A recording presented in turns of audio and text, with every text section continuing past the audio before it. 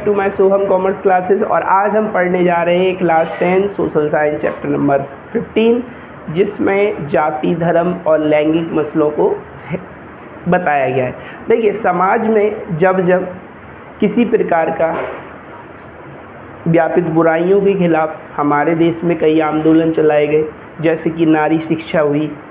इसके अलावा हमारे देश में लैंगिक मसलों के ऊपर के स्त्री पुरुषों को समान अधिकार मिले, इसके लिए काफ़ी हद तक हमारे यहाँ पर बड़े बड़े महापुरुष रहे, जिन्होंने स्त्री शिक्षा पे बल देने के प्रसार किए, विधवा पुनर्विवाह को मान्यताएं दी, जिसमें एक नाम आता है स्वामी दयानंद सरस्वती का, एक आता है स्वामी विवेकानंद जी का, एक आता है राजा राम मोहन राय का। तो ये सारे पुनर्जागरण के अग्रदूत थे, जिन्होंने समाज में रहते हुए समाज में जितनी भी बुराइयां थी, जैसे पर्दा प्रथा का अंत करना, स्त्री शिक्षा को बढ़ावा देना, इन सारी चीज़ों पे बल दिया। तो आज के जो चैप्टर्स है इसमें डिस्कस इसी बारे में करना है और इसी के आधार पर हमें इसके क्वेश्चन कंप्लीट करने हैं वन शॉट्स में। तो पहला क्वेश्चन स्टार्ट करते हैं, लेट्स बिगिन। तो पहला क्वेश्चन आता है, पितृ प्रधान क्या है? प्रश्न क्रमांक 1, पितृ प्रधान क्या है? तो अपन लिखेंगे इसका अर्थ पिता का शासन है। पर इस पद का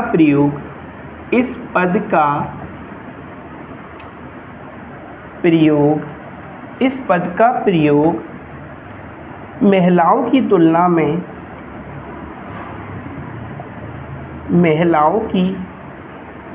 में इस पद का प्रयोग पुरुषों को ज़्यादा महत्व देता है।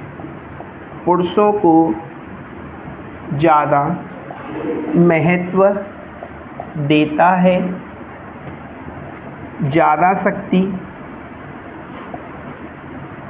ज़्यादा शक्ति देने वाली व्यवस्था के लिए ज़्यादा शक्ति देने वाली व्यवस्था के लिए भी किया जाता है।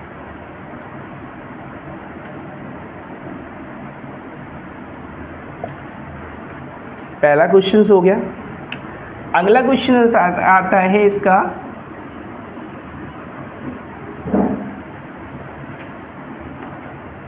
पारिवारिक कानून क्या है? पारिवारिक कानून क्या है?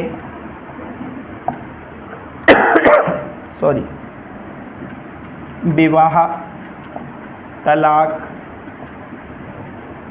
गोद लेना और उत्तराधिकार जैसे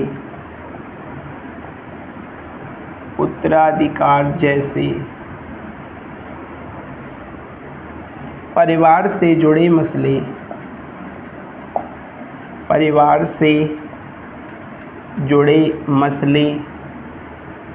का मतलब होता है कोई भी नीति से संबंधित कानून। मसले से जुड़े संबंधित कानून हमारे देश में सभी धर्मों के लिए अलग अलग कानून हैं, अलग अलग पारिवारिक कानून हैं।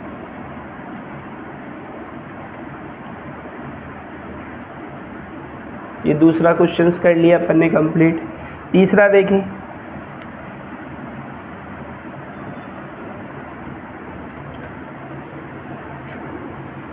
गांधी जी ने धर्म और राजनीति के विषय में क्या विचार रखे थे?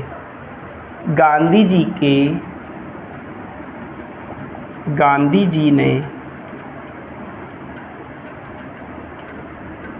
धर्म और राजनीति के विषय में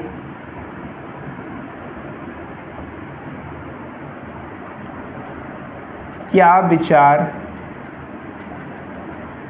दिए थे।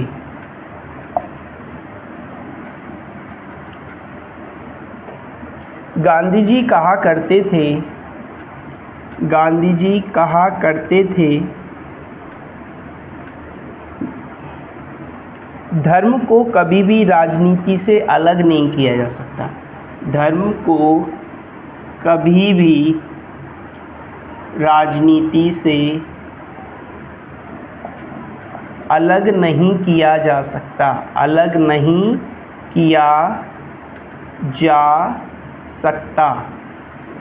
धर्म को कभी भी राजनीति से अलग नहीं किया जा सकता। धर्म का आशय, धर्म का आशय,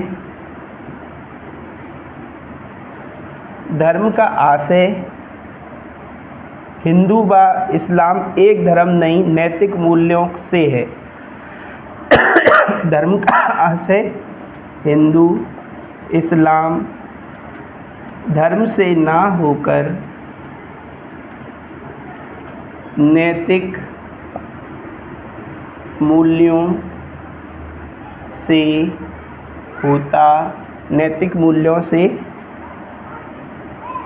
होता है, नैतिक मूल्यों से होता है। राजनीति धर्म द्वारा स्थापित होनी चाहिए।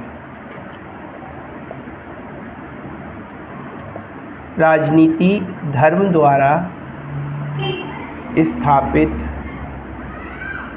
होनी चाहिए।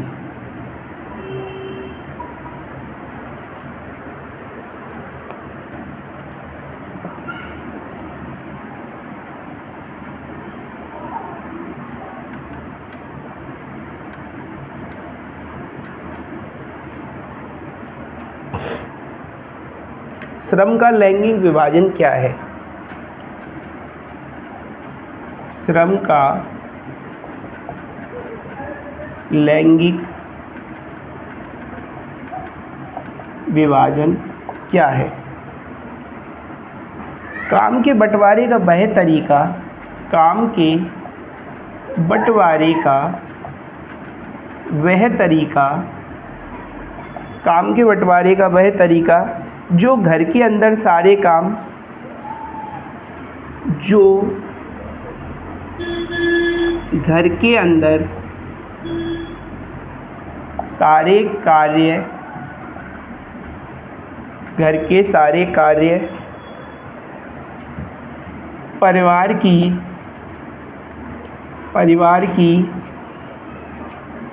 स्त्री करती हैं, परिवार की स्त्री करती हैं और अपनी देख रेख में, अपनी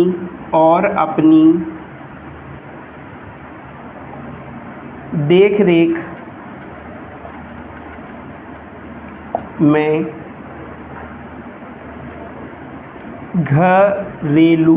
घरेलू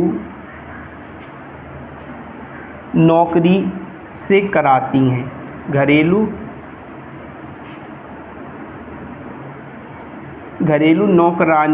नौकरानियों से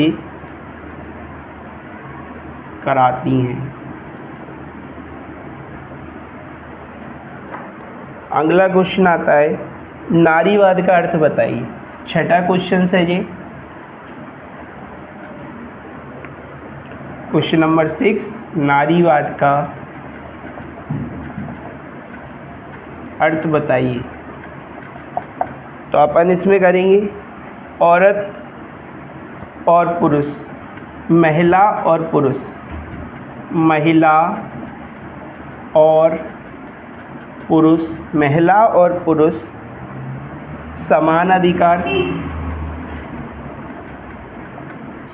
अधिकार, महिला और पुरुष समान अधिकार और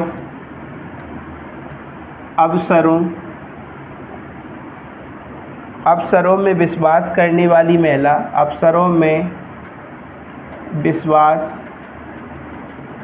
करने वाली महिला, पुरुषों को, महिला पुरुष को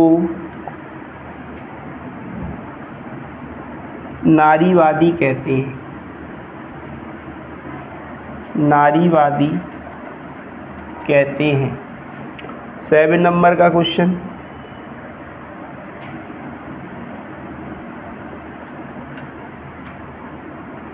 दो समाज सुधारकों के नाम बताइए।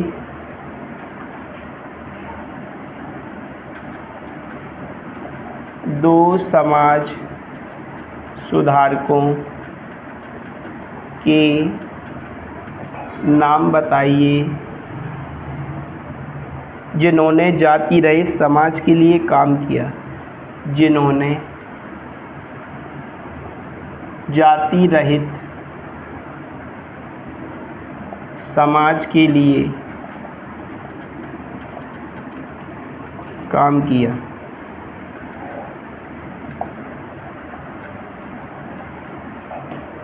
पहला पेरियार रामास्वामी, पेरियार रामास्वामी और ज्योतिबा फुले, ज्योतिबा फुले।